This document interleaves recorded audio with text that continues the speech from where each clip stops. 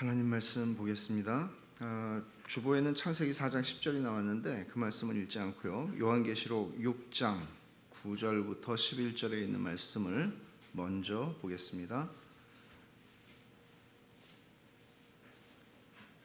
요한계시록 6장 9절부터 11절 말씀을 제가 9절 읽고 여러분이 10절 그 다음에 11절은 같이 읽겠습니다. 다섯째 인을 떼실 때에 내가 보니 하나님의 말씀과 그들이 가진 증거로 말미암아 죽임을 당한 영혼들이 제단 아래에 있어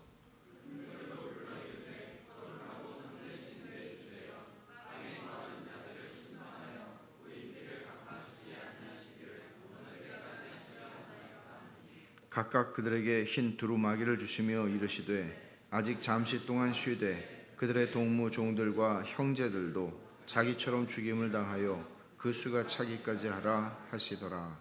아멘. 이 본문 말씀은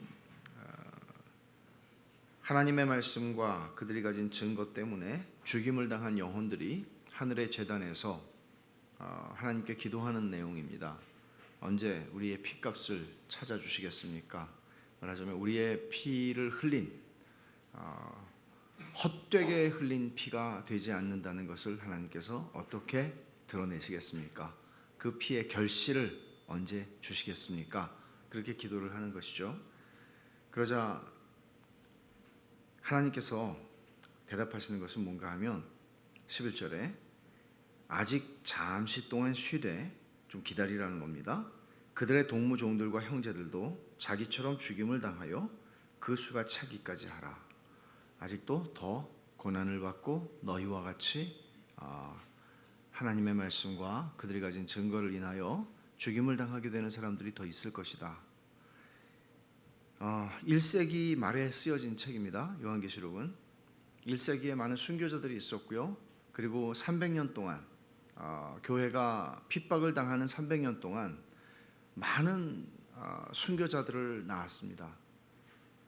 그리고 우리가 교회 역사 속에 한 20세기를 지나는 동안에 특정한 세기에는 특별히 많은 순교자들이 나왔습니다. 16세기가 종교개혁이 있었던 시대가 또 그런 시대였습니다. 그리고 역사상 가장 많은 순교자들이 나왔던 때가 언젠가 하면 20세기입니다. 어떤 분들은 20세기의 순교자가 1억이라고 추산합니다. 상상이 되십니까? 러시아의 볼셰비키 혁명이 20세기 초반에 일어났고 우리나라도 공산화가 될 뻔한 위험이 있었고 전 세계적으로 굉장히 많은 이런 그리고 신앙적인 선교사들이 나가서 순교를 당하는 일들도 많았고 한 100년 동안에 참 수없이 많은 또 중국이 공산화되면서 당했던 어려움들 이 말씀에 의하면 아직 잠시 동안 쉬되 그들의 동무 종들과 형제들도 자기처럼 죽임을 당하여 그 수가 차기까지 하라 말씀합니다. 어떻게 보면 교회의 역사는 고난의 역사입니다. 2세기의 교부였던 터툴리안은 그런 얘기를 했습니다. 순교자들의 뿌린 씨가 교회의 성장의 씨앗이 되었다. 말하자면 순교를 한 사람들의 피를 먹고 교회가 1세기, 2세기, 3세기 동안에 그렇게 폭발적으로 자라났다는 것입니다.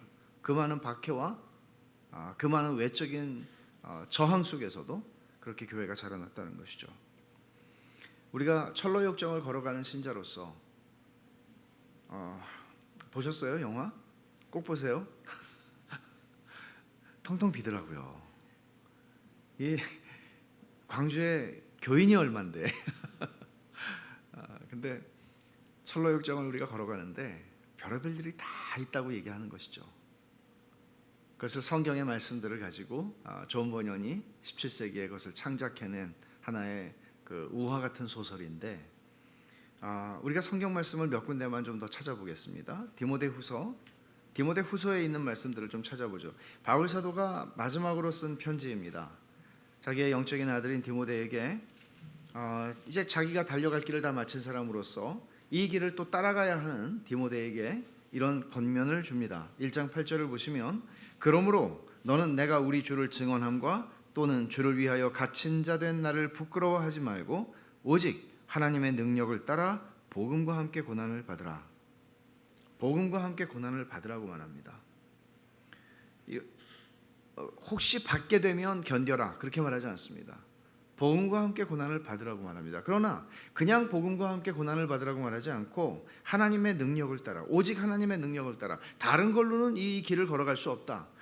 다른 걸로는 이걸 감당할 수 없다. 오직 하나님의 능력이 아니면 할 수 없다. 여러분, 세상에 어떤 사람이 내가 복음과 함께 고난을 받을 수 있는 준비가 됐어요 라고 말할 수 있는 사람이 세상에 어디 있겠어요? 두렵잖아요. 손양원 목사님이 주기철 목사님이나 손양원 목사님이나 우리의 믿음의 선배들을 보면 여러분 그런 자리에 섰을 때, 아니 그런 사람들을 봤을 때 나는 능히 나는 그 길을 가겠습니다 라고 말할 수 있는 사람이 세상에 어디 있어요? 그렇게 말하는 사람은 전부 베드로예요. 큰 소리 치는 거예요. 못 가요. 자기의 힘으로 그걸 감당할 수 있는 사람은 아무도 없어요. 근데 이게 뭐 대단한 것이 아니라 우리가 그리스도인으로 살아가는 삶이 그런 거예요. 오늘 그런 이야기를 좀 나누고 싶은 거예요.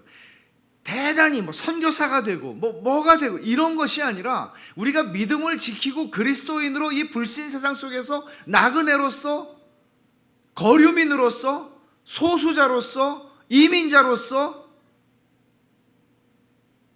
마치 외계인처럼 우리 믿음을 지키고 그렇게 살아가야 되는데 그 삶이 이런 삶이라고 얘기를 하는 것이죠. 복음과 함께 고난을 받는 삶이란 말이죠. 2장으로 넘어가서 9절을 보면 이렇게 또 바울 사도는 말합니다. 같이 한번 볼까요? 2장 9절. 복음으로 말미암아 내가 죄인과 같이 매이는 데까지 고난을 받았으나 하나님의 말씀은 매이지 아니하니라.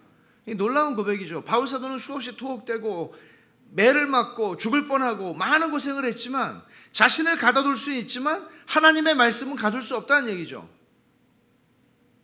마틴 루터가 아까 우리가 부른 찬송에서도 그렇잖아요.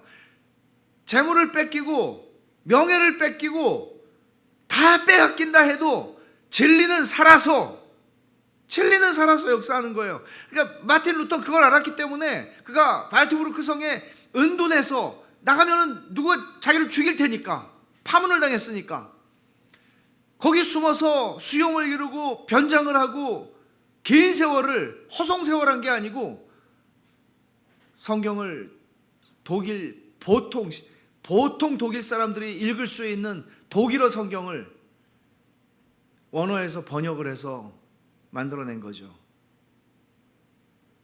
하나님 말씀 능력을 믿었기 때문이죠.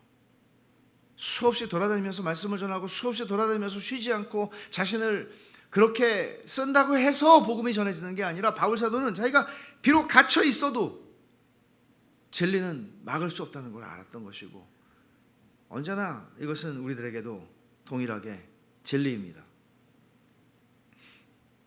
한 장 또 넘어가서 12절을 보죠. 3장 12절입니다. 이 말씀도 우리 같이 읽겠습니다. 시작. 무릇 그리스도 예수 안에서 경건하게 살고자 하는 자는 박해를 받으리라. 이거는 1세기에 국한된 말씀일까요? 아니면 3세기까지만 해당하는 얘기일까요? 로마에 박해가 있었던, 그리고 4세기에 드디어 기독교가 공인을 받고 기독교가 로마의 국교가 되기까지 그 이후에는 해당이 없는 사항일까요? 천만의 말씀입니다. 이런 생각까지 들어요. 정말 내가 믿음을 가지고 경건하게 살려고 작정을 하면 그 박해는 교회 안에서부터 시작될 가능성이 많아요. 왜 그래? 너는 유별나게 그냥 믿으면 되지. 가능합니다. 우리 시대에는 가능합니다. 편하게 믿을 수 있는 길이 있는데 왜 그렇게 믿어? 얼마든지 그런 이야기들을 듣는 분들을 제가 알고 있습니다. 여러분들은 어떻게 신앙생활을 하기를 원하십니까? 아니 철로역정에서 우리가 보는 게 그거잖아요. 편하게 갈 수 있는 길이 있어요. 여기 담만 넘어가면 여기 뭐 돌짝 받치고 뭐 걸어가기도 한 발 한 발 내딛는 것도 신경 쓰여요. 근데 요 담만 넘어가면 초장이 쫙 열려 있어요. 그냥 옆으로 가면 되잖아요. 그냥 따라서. 그렇게 하다가 절망거인한테 붙잡힌 거죠. 그렇게 하다가 존 버녀는 뭐가 답답해서 12년이라는 세월을, 인생의 12년이라는 세월을 감옥살이를 했겠습니까? 아니 조금만 타협하고 영국 성공에 들어가면 되잖아요. 설교할 수 있고 아예 예수를 못 믿게 하는 게 아니잖아요. 그건 정말 내가 12년이라는 투옥이라는 대가를 지불할 만큼 그렇게 중요한 사안들이었을까요? 일제시대에도 마찬가지였습니다. 일제시대에도 얼마든지 신사참배만 하면 목사님들 설교할 수 있었고 교회당 문이 열릴 수 있었습니다. 그러나 타협하지 않았습니다. 경건하게 살고자 하면, 여러분들이 경건하게 살고자 한다면 이 시대에 그냥 대충 교회를 다니면서, 아니 교회를 내가 평생 다니는데 지옥 가겠어? 그냥 교회를 다니면서 꾸준히 내 삶이 추구하고 내 삶이 바라보는 방향은 더 편하고 더 안락하고 더 즐겁고 더 쾌락을 주고 더 자기 성취를 이루고 그것밖에 없는 삶. 그리스도인의 삶이 과연 그렇게 갈 수 있을까요? 아까 우리가 부른 민로아 선교사님이 작사한 그 찬송의 가사가 어떻습니까? 예수와 함께 고난을 받고 예수와 함께 십자가에 가고 예수와 함께 부활에 이르고 예수와 함께 영광에 이르고 예수와 함께 하늘에 앉혀지는 것이죠. 그래서 십자가가 없이는 부활도 없고 영광도 없다, 그런 말을 하는 것입니다. 한 절만 더 읽겠습니다. 4장 5절입니다. 제가 읽죠. 그러나 너는 모든 일에 신중하여 고난을 받으며 전도자의 일을 하며 내 직무를 다하라. 자, 생각해 보십시오. 여기서 고난을 받으며라는 말이 그렇게 중요할까요? 이 문장에서 바울 사도가 강조하고 싶은 것이 무엇일까요? 그것은 전도자의 삶을 살라는 거예요. 일을 하라는 거예요. 내 직무를 다 하라는 거예요. 네가 복음을 전하는 사람으로서, 말씀의 종으로서 부름을 받았으니까 네 사명을 다 하라는 거예요. 그 얘기를 하고 싶은 거죠. 근데 여기 굳이 고난을 받으며라는 말이 앞에서 벌써 1장부터 2장, 3장 계속 하는데 여기서 굳이 또 얘기할 필요가 있을까요? 성령께서 영감하셔서 바울 사도를 통하여 당신의 말씀으로 우리에게 주고자 하셔서 오고 오는 모든 세대에게 주고자 하신 이 말씀 속에 성령께서 허투루 아무 의미 없이 이 말을 더하게 하신 것일까요? 바울 사도가 개인 자기가 고난을 받은 삶 때문에 너네도 고난받아야 되라고 얘기한 것일까요? 천만의 말씀입니다. 그저 무식하게 고난받으라는 거 아니죠. 신중하게 지혜롭게 판단하고 그리고 고난을 받으며, 그러니까 이 고난이라고 하는 것은 선택할 수 있는 게 아니라는 것이죠. 그리스도인들에게 있어서는 믿음을 가지고 있기 때문에 고난이 따라온다는 것입니다. 그런 차원으로 고난을 얘기하고 있는 것이죠. 그러면 이런 전제들을 가지고 오늘 우리가 좀 말씀을 살필 텐데, 지난번에 우리가 살핀 사람 가운데 시므약이라고 하는 사람, 거인한테 붙잡혀가지고 죽을 뻔하다가 이제 살아났죠. 시므약이라고 하는 사람, 이 사람은 마음이 흔들리는 사람이란 말이에요. 그러니까 이 길을 잘 걸어가기가 쉬운 사람은 아니에요. 그러나 우리가 지난주에 살펴봤듯이 이 사람은 참된 믿음을 가진 사람이에요. 거듭난 사람이에요. 그러니까 거듭난 사람은 전부 다 믿음이 굳건해서 담대와 같이 강하고 용맹하고 여호수아 같고, 다 그렇지 않아요. 연약한 사람들이 있어요. 시므약이라고 하는 사람이 그런 사람이에요. 이제 가이오의 집에서 충분히 시간을 보내고 순례자들이 이제 출발을 하게 되는데 허영의 도시로 가게 되죠. 근데 시므약이, 사람들이 이제 같이 갑시다 그러는데 시므약이 주저하는 거예요. 왜 그럴까요?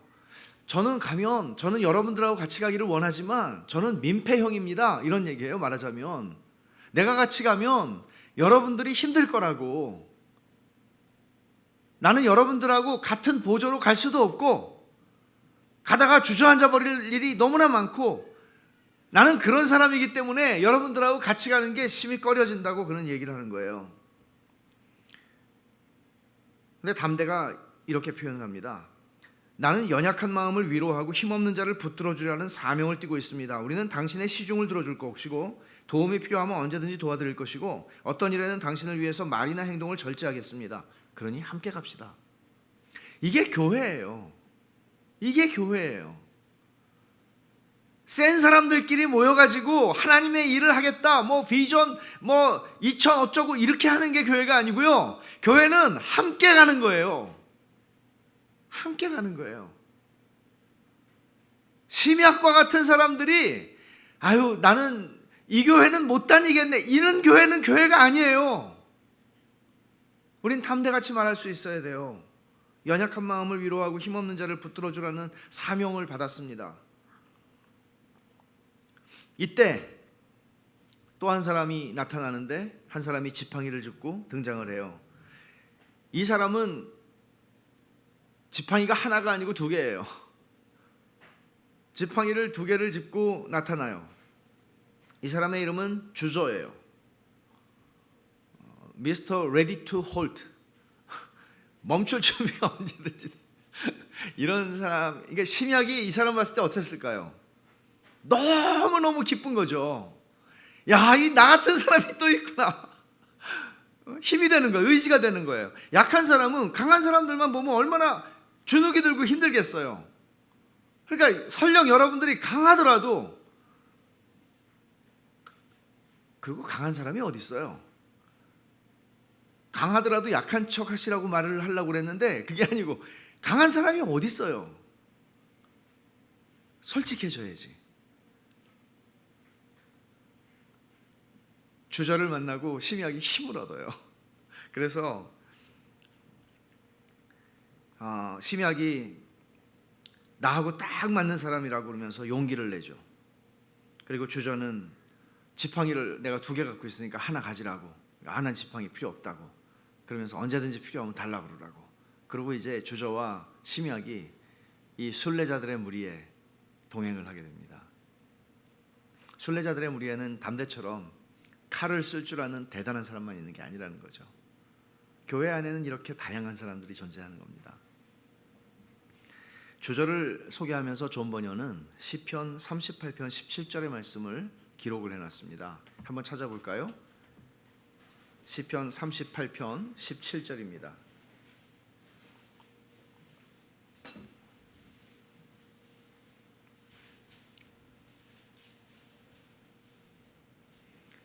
내가 넘어지게 되었고 나의 근심이 항상 내 앞에 있사오니. 이런 사람이라는 거예요. 주저는 난 너무 잘 넘어진단 말이에요. 그리고 그 근심이 항상 근심이 많아요. 연약한 형제입니다. 교회 안에 연약한 형제를 우리는 어떻게 대하고 어떻게 도와줄 수 있을까요? 연약한 형제가 없는, 연약한 지체가 없는 교회는 없습니다.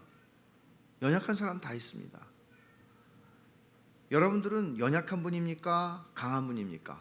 바울 사도는 로마서 14장에서 교회 안에 분쟁과 문제가 생겼을 때 그것을 이렇게 얘기합니다. 너희 강한 자가 연약한 자를 좀 받아주라고. 근데 이게 논란이 많습니다. 누가 강한 자고 누가 연약한 자인가? 어떤 사람, 유대인들과 헬라인들, 그리스도인들, 교회 안에 유대인들도 있고 헬라인도 있는데 이들 사이에 갈등이 일어났다고 보거든요. 이게 누가 강한 자인가? 저 같으면 다 약한 자 이렇게 얘기할 것 같아요. A와 B가 갈등이 있으면 A한테 당신이 강한 자니 연약한 자를 붙잡아 주세요. B한테 가서 당신이 강한 자니 연약한 자를 붙잡아 주세요. 용납해 주세요. 이렇게 얘기할 것 같아요. 연약한 자, 절대적으로 우리가 나눌 수 있는 것은 아니에요. 그렇지만 교회 안에 연약한 형제를 마음을 상하게 하고 상처를 받게 하고 주눅이 들게 하고 포기하게 만드는 일들이 일어나서는 안 되는 것이죠.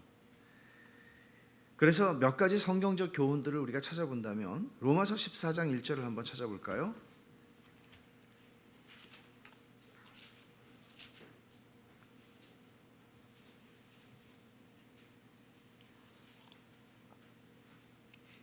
(14장 1절을) 보면 믿음이 연약한 자를 너희가 받되, 용납하라는 말입니다.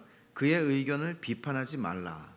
여러분, 우리가 교회 안에서도 소그룹을 하다 보면은 코이노니아에서도 이런 일들이 일어날 수 있겠죠. 소그룹만이 아니라 뭐 어디 뭐 커피숍에 가서도 일어날 수 있는 일이고 몇 명이 모여서 얘기하다가도 일어날 수 있는 일이죠. 어떤 의견을 얘기하는데 아유 그게 무슨 쓸데없는 소리, 그 성경에 있지도 않은, 이렇게 하기가 쉽잖아요. 우리는 분명히 진리를 붙잡고 진리를 향해서 가야 돼요. 소그룹을 하는 이 소그룹이 이제 교회 안에 소그룹 리더들을 가리키는 방법들이 많잖아요.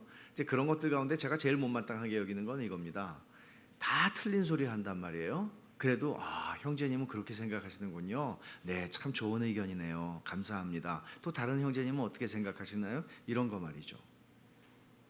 우리는 소그룹이든 대그룹이든 진리를 추구하는 것이죠. 그러나 그렇게 전적으로, 그러니까 이런 일이 일어나는 겁니다.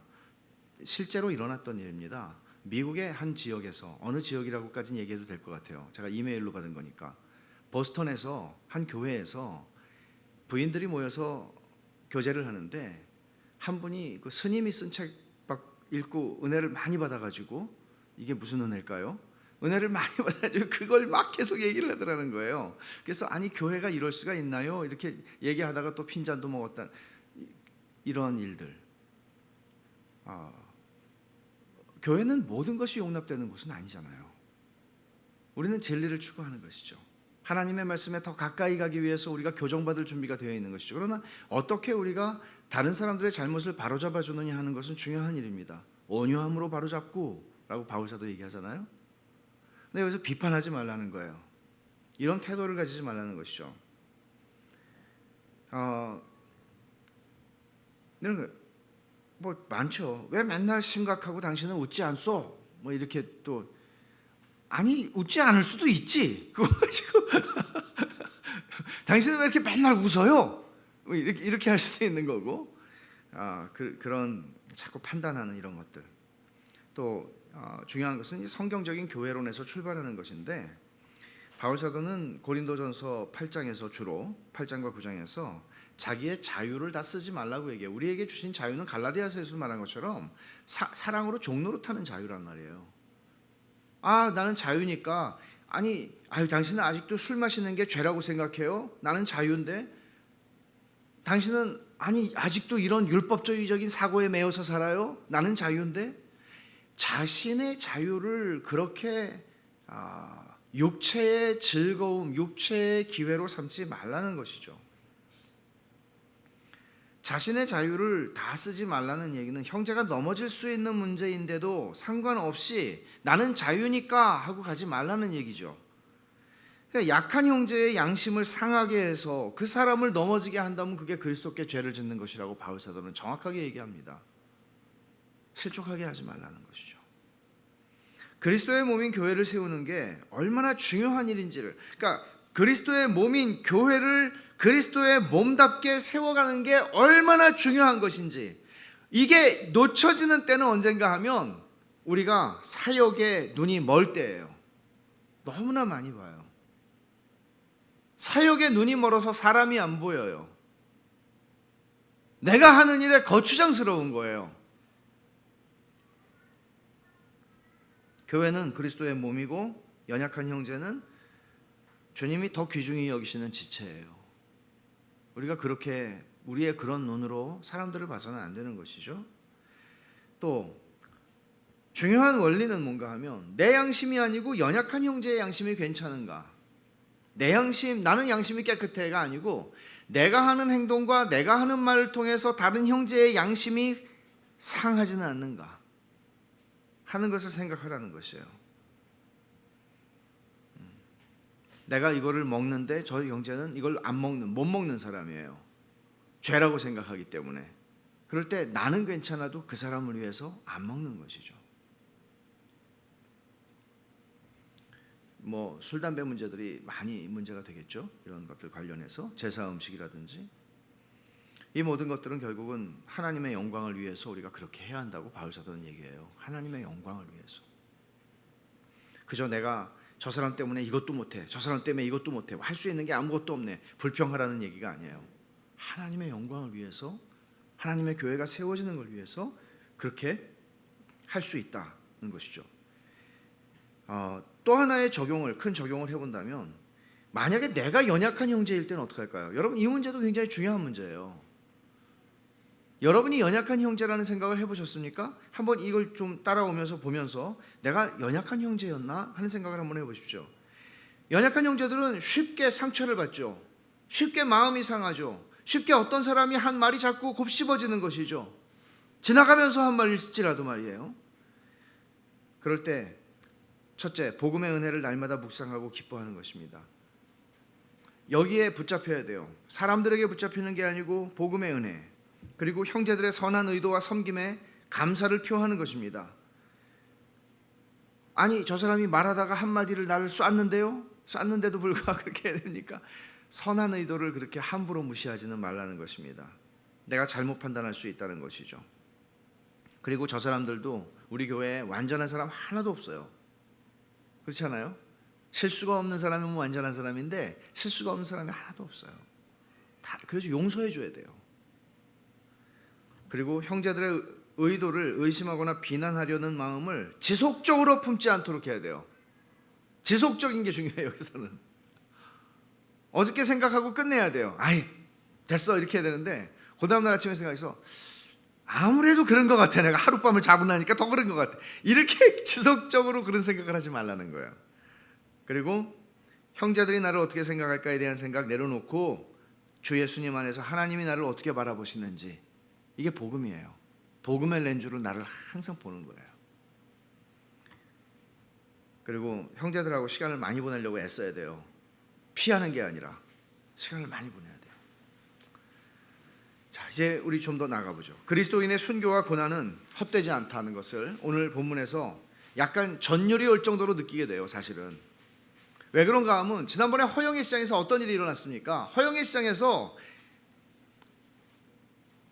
믿음과 크리스천이 가다가 정말 여기서 고생을 하고 믿음이 순교를 했잖아요. 여기서 죽임을 당했다고요. 그리고 허영의 시장은 정말 그냥 딱 보면 정말 못된 놈들이에요. 판사도 그렇고 배심원도 그렇고 뭐 다 못된 사람들이에요. 어거지를 쓰는 사람들이에요.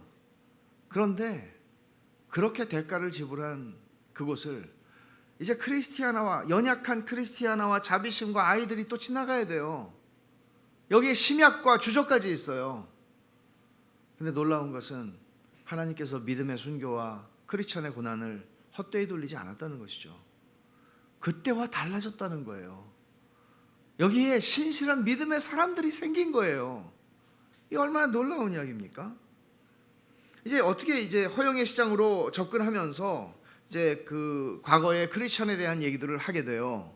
그러면서 이 근처에, 담대가 말하죠. 이 근처에서 크리스천과 믿음은 전도자를 만났습니다. 이 전도자가 그들에게 허영의 시장에서 그들이 고난을 당할 거라고 알려줬었죠 라고 얘기하는 거예요. 그러니까 정직이 대답하기를, 그렇게 그거 안 알려주는 게 낫지 않았을까요? 너희가 여기서 고난을 당할 거야. 그러면 더 힘들지 않을까요? 그 말씀이 그들을 더 힘들게 만들지 않았을까요? 오늘 우리가 본 말씀들이 다 그런 거잖아요. 여러분, 고난에 오늘 수요 예배 괜히 왔다.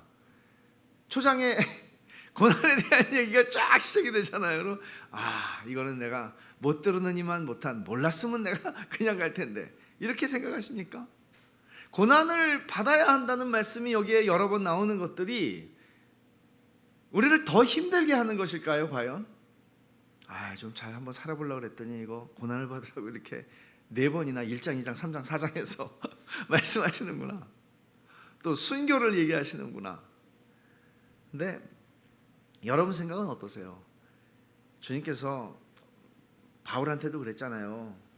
예루살렘에 가면 어떤 고난을 받게 될지를 또 재차 또 예언을 해요. 그러면 이미 알고 있어, 그냥 그거 가지고도 충분해, 자꾸 이렇게 마음을 무겁게 할 거야? 그렇게 될까요? 아니면 우리는 이 말씀을 인해서 더 힘을 얻게 될까요? 설명을 합니다. 예수님께서 십자가를 지시기 전에 제자들에게 말씀했죠. 장차 환난을 당할 것이라. 요한복음 16장 33절에 바울 사도도 또 예루살렘에 가면 환난이 기다린다. 사실 모든 그리스도인은 복음을 위해 고난받는 삶을 산다는 것을 예고받습니다. 오늘 우리가 읽은 말씀들뿐만 아니라 다른 성경들도 다 그렇게 말합니다. 하나님의 자녀들에게 이 말씀은 그 일을 당하게 될 때, 고난을 당하게 될 때, 주님 말씀하신 대로 옳게 오는구나 라고 생각하고 그걸 믿음으로 감당하게 만드는 힘을 준다는 것이죠. 그런 의미에서 하나님께서 우리에게 이런 말씀을 주신다는 것입니다. 구약의 선지자들도 부름을 받을 때 그들이 어떤 어려움을 당할지를 예고를 받아요. 예레미야 선지자도 사람들이 네가 말하면 안 받아들이고 너를 대적할 거라고. 근데 널 대적해도 상관없어. 내가 네 이마를 금강석같이 만들어서 그들이 대적하는 자들마다 네가 더 뻔뻔하게 만들어줄게. 이렇게 말씀하시는 거거든요. 이사야서를 한번 보세요. 저는 사실 이 말씀을 잘 이해를 못했었는데 언젠가 이 말씀을 이해를 한 때가 왔어요. 이사야 6장에 보면 우리가 잘 아는 말씀이 나옵니다. 이사야가 하나님의 거룩하신 임재를 경험하게 되는 순간입니다. 그리고는 화로다 나여 망하게 되었도다. 하나님의 거룩하심을 보고 나는 입술이 부정한 백성 가운데 거하며 입술이 부정한 자니 나는 이제 죽었다 라고 고백을 합니다. 그때 하나님께서 그의 입술을 숯불로 지지시고 말씀하시기를 8절에 내가 또 주의 목소리를 들으니 주께서 이르시되 내가 누구를 보내며 누가 우리를 위하여 갈꼬 하시니 그때 내가 이르되 내가 여기 있나이다 나를 보내소서 하였더니. 여러분, 이 말씀은 선교 집회에서 가장 사랑받는 본문 중에 하나입니다. 선교사로 이 목사가 콜링하는 건 아닌데 하나님이 부르시는 건데 하여간 선교사로 도전하고 막 이렇게 할 때 이 말씀을 가지고 본문을 많이 선택해요. 하나님께서 누가 우리를 위하여 갈꼬, 그러니까 주여 내가 여기 있나이다 나를 보내소서. 노래도 있잖아요. 주여 내가 여기 있사오니, 맞죠? 근데 우리는 그걸 주여 제가 저기 있사오니 쟤를 보내소서 그렇게 부른다는 거죠. 여기서 너무나 이사야는 멋있게 반응을 해요. 너무나 멋있게 반응해요. 다 우리 이렇게 반응하면 참 좋겠어요. 그런데 그 뒤에 하나님이 이렇게 반응을 할 때 이사야야 너 정말 훌륭하다. 내가 이제 너의 가는 길에 주단을 깔아주마. 네가 가는 길에 모든 돌뿌리를 제거하고 네가 가는 길에 부흥이 일어나게 해줄게. 그렇게 말씀하지 않아요. 뭐라고 말씀하는지 보세요. 바로 9절에 이제 나를 보내소서 했는데 9절에 여호와께서 이르시되 가서 이 백성에게 이르기를 너희가 듣기는 들어도 깨닫지 못할 것이요 보기는 보아도 알지 못하리라 하여 이 백성의 마음을 둔하게 하며 그들의 귀가 막히고 그들의 눈이 감기게 하라. 염려하건대 그들의 눈으로 보고 귀로 듣고 마음으로 깨닫고 다시 돌아와 고침을 받을까 하노라 하시기로. 이게 무슨 말씀이에요?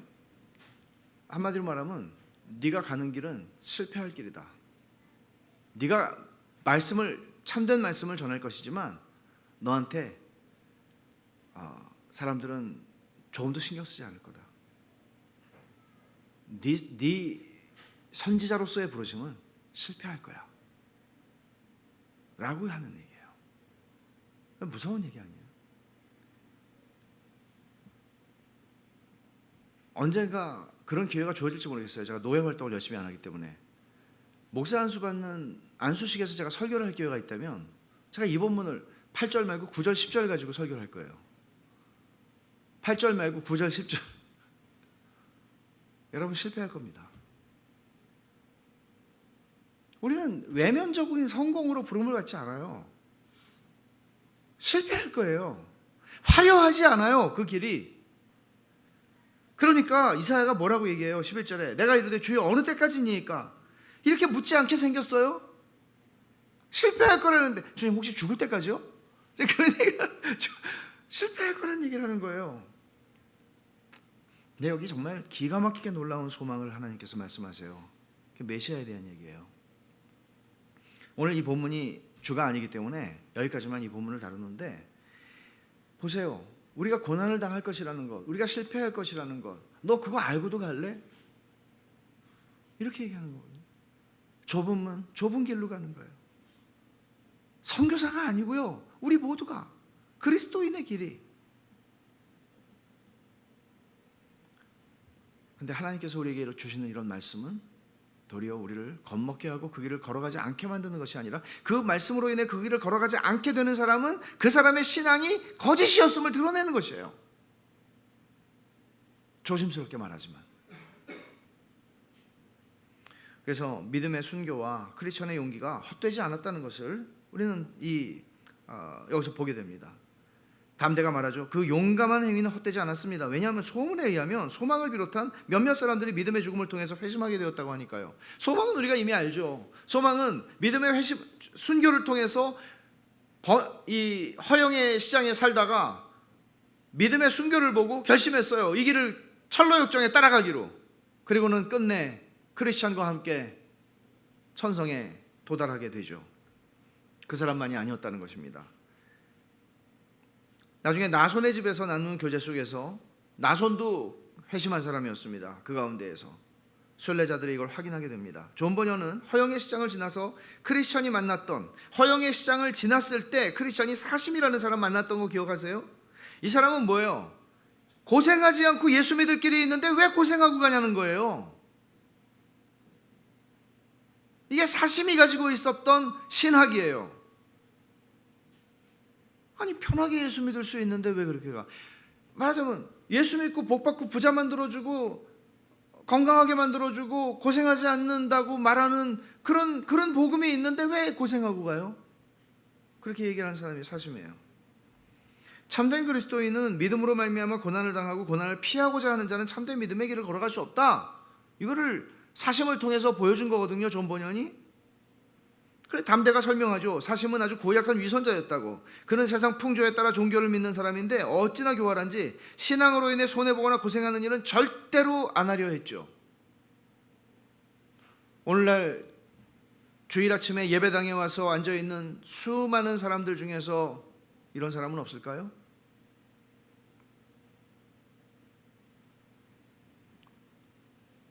이삭이 거부가 되었더라라는 말씀을 설교자가 반복해서 외치고 회중은 반복해서 아멘이라고 화답을 하는 그런 대형 교회, 거기에 과연 참된 복음이 들어설 자리가 있나요? 허영의 시장에서는 나손이라고 하는 사람의 집에 머물게 됩니다. 나손은 구브로 태생의 늙은 제자라고 소개가 되는데 바울 일행을 가이사랴에서 예루살렘까지 동행했고 그 여정에서 자기 집에 유숙하게 했던 사람입니다. 나손이 이제 자기 딸이 그레이스, 은혜예요. 은혜를 시켜서 허영의 시장 안에 살고 있는 믿음의 형제들을 이제 불러옵니다. 말하는 거죠. 여기에 믿는 사람들이 생겼다는 소문을 들었는데 혹시 정말 신실한 믿음의 사람들이 있나요? 그러니까 딸 은혜를 시켜서 다 불러와요. 우리 교회도 은혜가 여럿인데. 그래서 통회씨, 거룩씨, 성도사랑씨, 무허위씨, 이 사람은 감히 거짓말을 못하는 사람이에요. 무허위. 그리고 참회씨, 참회가 아니고 참회. 크리스천의 아내와 아들들을 보고 너무너무 기뻐하죠. 왜? 그들이 크리스천을 봤잖아요. 여기서 고난을 당하고 그 길을 끝까지 걸어갔던 그들의 믿음의 영웅, 그 아내와 그 자녀들을 보면서 너무 기뻐하는 거예요. 그리고 이제 사람들이 서로 나누는 이야기들을 들어보십시오. 거룩이 말합니다. 순례길을 가는 사람들이 꼭 가지고 가야 할 두 가지가 있는데 하나는 용기이고 하나는 흠없는 생활입니다. 그래요. 흠없는 생활만 가지고 안 되고 용기가 있어야죠. 믿음의 용기를 얘기하죠. 용기만 가지고 안 되죠. 거룩하게 살아가야죠. 그리고 따끔한 말을 하나 해요. 성도사랑 씨가. 이 길을 가는 사람들 중에는 세상에 대해 낯선 자와 순례자로 자처하기보다 순례에 대해 낯선 자로 자처하는 자가 많습니다. 뭐예요? 순례자로 걸어가는 사람인데 순례에 대해서 낯설어 하는 거예요. 세상에 익숙한 거예요. 그런 사람이 너무 많다는 거죠. 오늘날 교회를 향한 따끔한 17세기에 존 버년이 살았던 시대의 교회를 향한 따끔한 지적이 아닐까요? 허영의 시장에서 변화가 일어났던 것을 이제 듣게 되는데 참회가 말합니다. 제가 생각하기에 믿음의 씨가 아직까지도 그들의 마음에 무겁게 깔려 있는 것 같습니다. 왜냐하면 믿음을 불태워 죽인 이후에, 화형시킨 이후에 그들은 부끄러운지 더 이상 사람 불태우는 일을 하지 않았기 때문입니다. 그전에는 우리가 거리에 나다나기를 무서워했는데 이제는 머리를 들고 다닐 수 있습니다. 그때만 해도 신앙을 고백하는 자는 밉살스럽게 취급되었는데 지금 이 도시 일부에서는 특히 종교가 존경스러운 것으로 간주될 정도입니다. 놀라운 일이죠. 지난번에 손미애 선교사님 모셔서 왜 인도의 사티 제도에 대해서 얘기를 하셨잖아요. 사티라고 하는 그 남자가 죽으면 부인까지도 산채로 화장을 그러니까 불태워서 죽여가지고 장사를 지내는 것이죠. 근데 그게 없어진 게 1800 몇 년이라고 그랬어요. 19세기 초반인데 그 사실은 제가 옛날에 읽은 책에서 본 이야기입니다. 윌리엄 캐리가 그때 선교사로 있었을 때입니다. 윌리엄 캐리가 1793년에 인도에 갔으니까 인도 선교사로 사역할 때 본 거예요. 사티를 살아있는 부인을 불태워서 죽이는 거예요. 죽은 남편과 함께. 아무도 거기에 대해서 저지하지 않고 아무도 막는 사람이 없습니다. 그때 윌리엄 캐리가 나서 그만, 주 예수 그리스도의 이름으로 명한다, 그만해라. 모르겠어요. 그게 얼만큼 팩트인지. 근데 그 이후로 없어졌다는 얘기를 들었어요. 책에서 읽었어요. 윌리엄 캐리와 성경의 문명개혁 능력이라고 하는 책인데 그때가 그때죠. 19세기 초반. 그럴 수 있는 용기를 가진 사람들이 없었던 거죠. 러빙 갓이라고 하는 책이 있는데 척 콜슨이라고 하는 닉슨 대통령 워터게이트 사건 때 감옥에 갔던 사람이에요. 닉슨의 참모였던 사람이고 킹메이커 역할을 했던 사람이에요. 근데 이제 워터게이트 사건이 터지면서 그 모든 걸 뒤집어쓰고, 이 사람은 승승장구했고 실패를 경험하지 않았던 유대인 변호사였고 그야말로 세상은 다 내 발밑에 있다고 생각하고 살았던 사람입니다. 그렇게 살던 사람에게 이제 감옥에 가는 일이 생기고 감옥 가기 직전에 이 사람이 회심을 하게 되는데, 거듭남이라고 하는 책이 있어요. 이 사람 책이 우리 홍성사에서 나온 책인데 거듭남이라는 책인데 자기의 거듭난 이야기를 썼고, 이분이 감옥 갔다 나온 다음에 신실하게 한 7, 8년 전에 돌아가셨는데 미국의 그 프리즌 미니스트리라고 그 감옥에 있는 사람들을 복음 전하는 사역, 감옥에 있는 사람들의 바깥에 있는, 아버지가 감옥에 갔으면 불쌍해지잖아요. 그런 사람들을 돌보는 사역을 정말 신실하게 그런 단체를 만들어 사역을 하셨던 분인데요. 이분이 쓴 러빙 갓이라고 하는 책에 보면은 그런 얘기가 나와요. 검투사들이 로마에 검투 경기가 늘 있었잖아요. 그 포로들 잡아다가 막 짐승하고 싸우게 하고 자기들끼리 싸워서 죽기까지 하고, 그걸 지금 구경하는 거 아니에요? 근데 그런 그 검투 경기가 언제 없어졌는가? 4세기에 한 로마 사람도 아니고 동방에서 온 어떤 그 수도사가 그냥 하나님의 인도하심을 받아서 로마로 가라, 그런 얘기를 듣고 이제 로마로 온 거예요. 로마로 와서 그냥 자기도 모르게 그냥 그 수많은 사람들이 떼지어서 몰려가는데 그냥 들어가 보니까 원형 경기장인 거죠.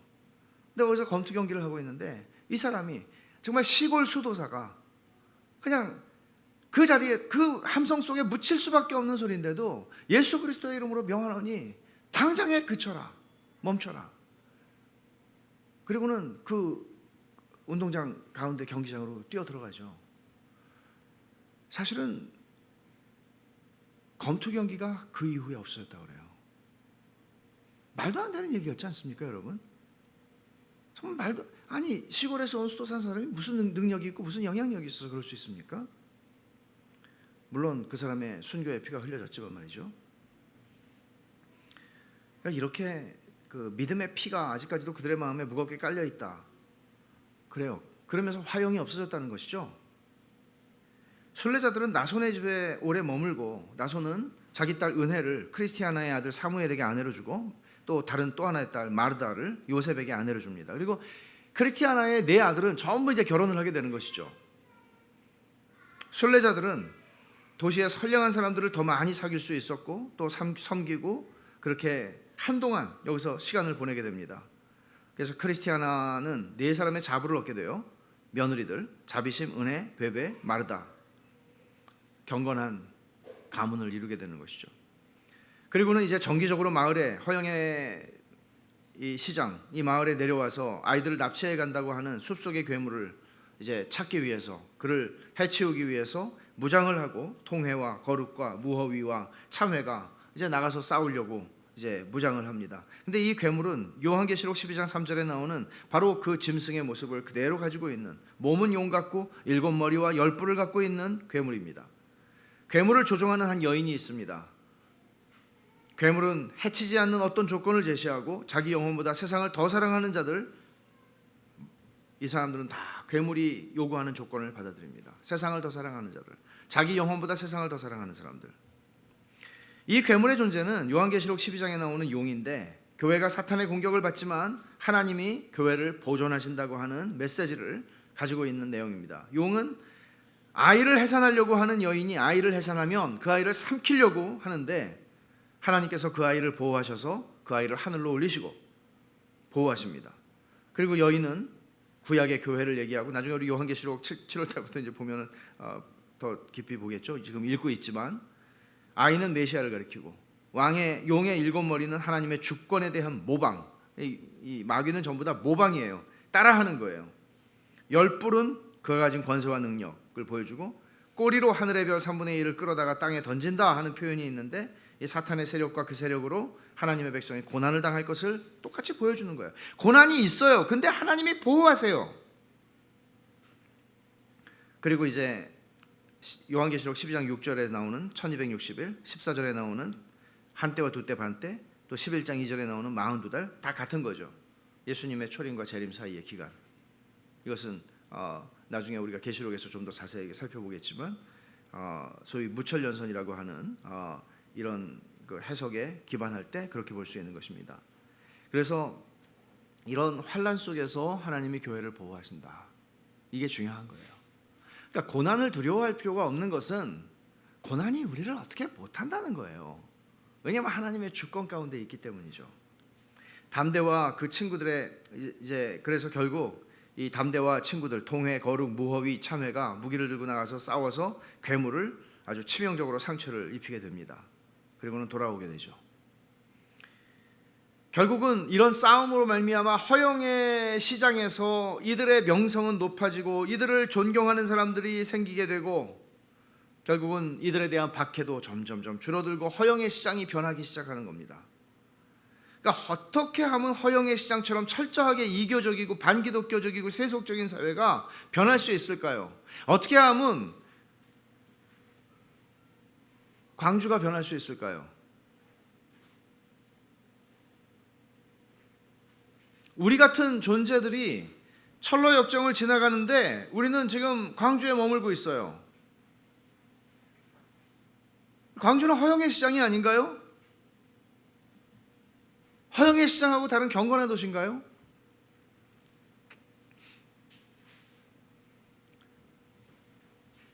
예루살렘의 초대교회를 한번 보십시오. 성령으로 충만한 그리스도인 공동체가 거기에 있었습니다. 그리고 그 공동체의 영향력이 어떠했는지를 사도행전의 앞부분은 잘 보여주고 있습니다. 예루살렘이 어떤 도시예요? 예수님의 피를 흘린 도시죠. 수없이 많은 선지자들의 피를 흘렸던 도시죠. 근데 오순절 성령 강림 후에 베드로와 사도들이 설교를 하게 되고 3,000명이 예수를 믿게 돼요. 이거는 개인 전도 역사가 아니고 부흥의 역사예요. 그리고 그 이후에도 개인 전도에 의해서 예루살렘 교회가 성장한 것만은 아니에요. 사실은 예루살렘 교회가 예루살렘에서 가지고 있는 영향력이 있었어요. 그들을 두려워했다고요. 저건 뭐야? 저 사람들 뭐야? 이런 게 있었다고요. 새로운 회심자들이 기존의 성도들과 함께 사도들의 가르침을 받고 교회를 이루게 됩니다. 그리고 예루살렘 사회가 사도행전 2장 43절에 보면 교회를 두려워했다고 그랬어요. 그리고 또 칭찬해요. 또 믿는 사람이 계속해서 더해져요. 이런 일들이 지금 이 허영의 시장에서 일어나고 있는 일들이고, 사실은 교회 역사 속에서 하나님은 이런 방식으로 하나님의 교회를 세워 오셨어요. 처음에 이 땅에 선교사들이 왔을 때에도 그런 방식으로 이 땅이 이 불신과 우상으로 가득한 땅이 변한 거죠. 여기까지 온 거죠. 끝인가요 이게? 아니죠. 하나님이 우리를 어디로 내보내지 않으시니까 우리는 광주에 선교사로 왔다, 이렇게 생각해야 정상이죠. 우리 선교사로 살아가는 거예요.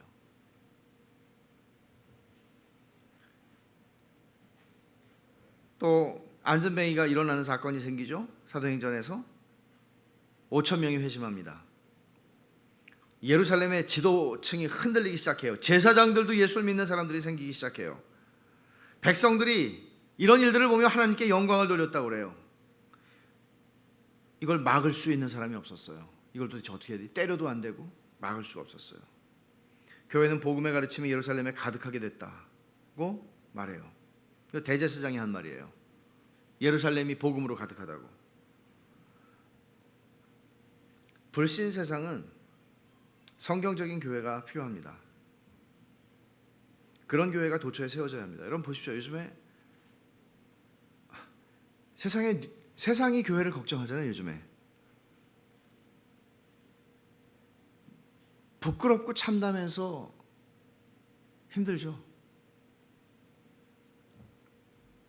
교회가 복음을 드러내야 돼요.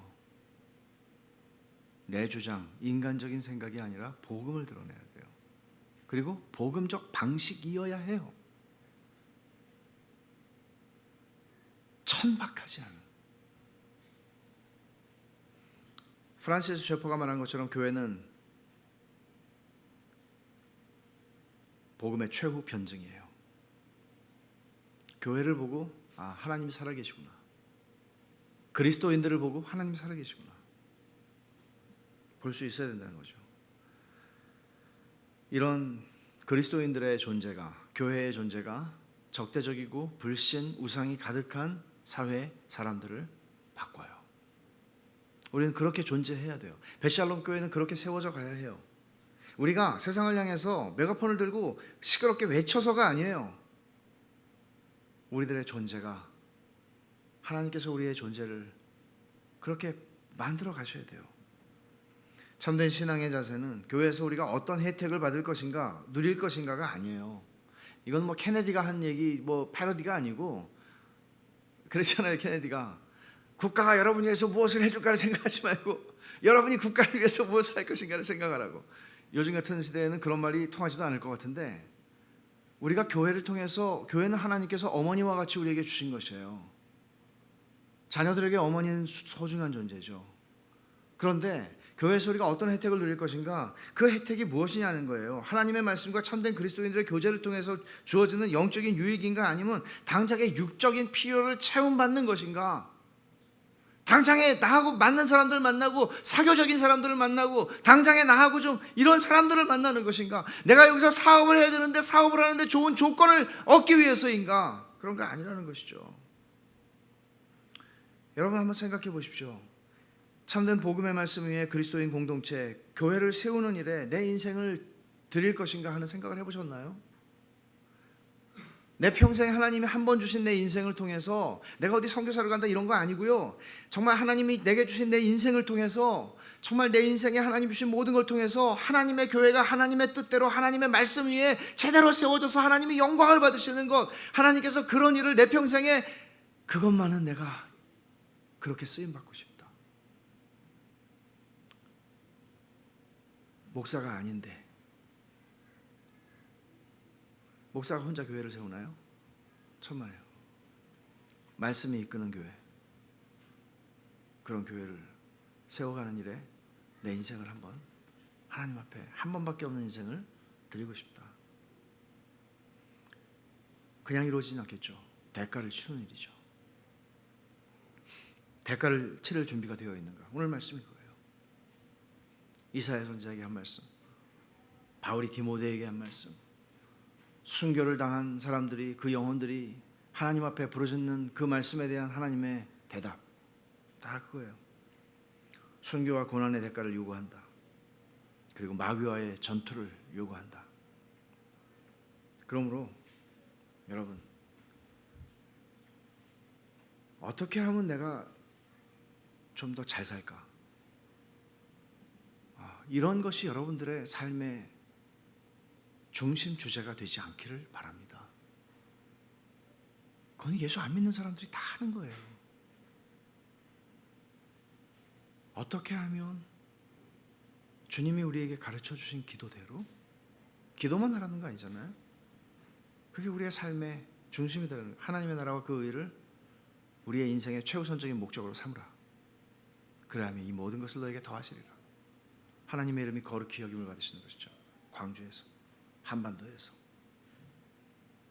하나님의 뜻이 하늘에서 이루어진 것처럼 땅에서 이루어진.